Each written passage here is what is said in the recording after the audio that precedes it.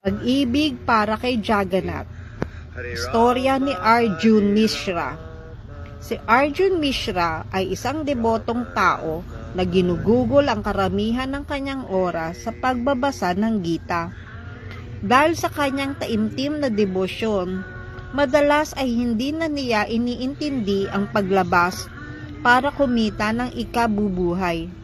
Isang gabi, sinabi ng kanyang asawa, "Palagi kang abala sa pagbabasa ng Gita at nakakalimutan mo na ang iyong pamilya." "Anong nangyari?" tanong ni Arjun. "Wala namang masyado. Wala na tayong bigas sa bahay. Matutulog tayong gutom. Pero para saan pa ang pagsasabi ko sa iyo? Ang mahalaga lang sa iyo ay ang sarili mong interes. Wala ka nang pakialam sa amin."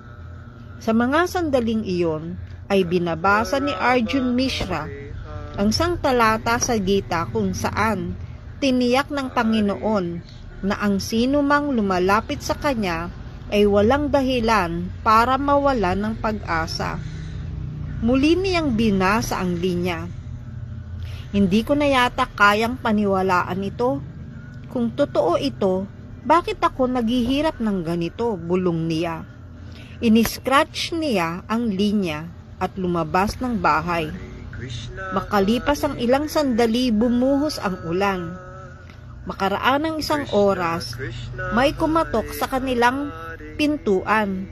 Nang buksan ng asawa ni Arjun, laking gulat niya nang makita ang dalawang kabataang lalaki. Ang isa ay maputi at ang isa'y maitim, na may dalang maraming pagkain. Habang inilalapag ng dalawa ang kanilang dala, napansin ng babae ang malalim na gasgas sa likod ng batang maitim. "Anong nangyari sa iyo, anak?" tanong niya. "Inay, naggalit ang asawa ninyo sa akin.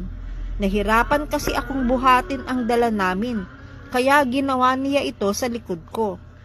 Matapos iyon, umalis ang dalawang binatilyo. Ilang sandali pa, dumating si Arjun Mishra.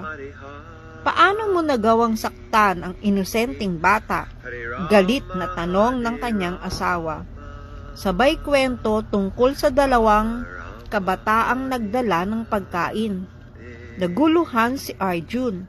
Hindi siya nagpapadala ng pagkain o ng kahit sino. Sa katunayan, lumabas siya upang maghanap ng trabaho. Pero dahil sa ulan ay wala siyang nahanap. Umuwi siyang walang dala kundi ang mabigat na damdamin at inihahanda na ang sarili sa sermon ng kanyang asawa. Tahimik na naupo si Arjun Mishra, nag-iisip kung ano ang tunay na nangyari. Di naglaon ay napagtanto niya ang katotohanan. Ang dalawang batang iyon ay walang iba kundi sina Balaram at Krishna, at ang kanilang dalang pagkain ay Mahaprasad. Ang Gita ay hindi lang basta kasulatan, kundi katawan ng Panginoon mismo, at ang gasgas na ginawa niya sa pahina ay siyang naging sugat sa likod ng Diyos. Gulat at nangingilid ang luha. Yumuko si Arjun Mishra sa harap ng Panginoon at buong puso siyang humingi ng tawad sa kanyang pagdududa sa kanyang salita. Haribol!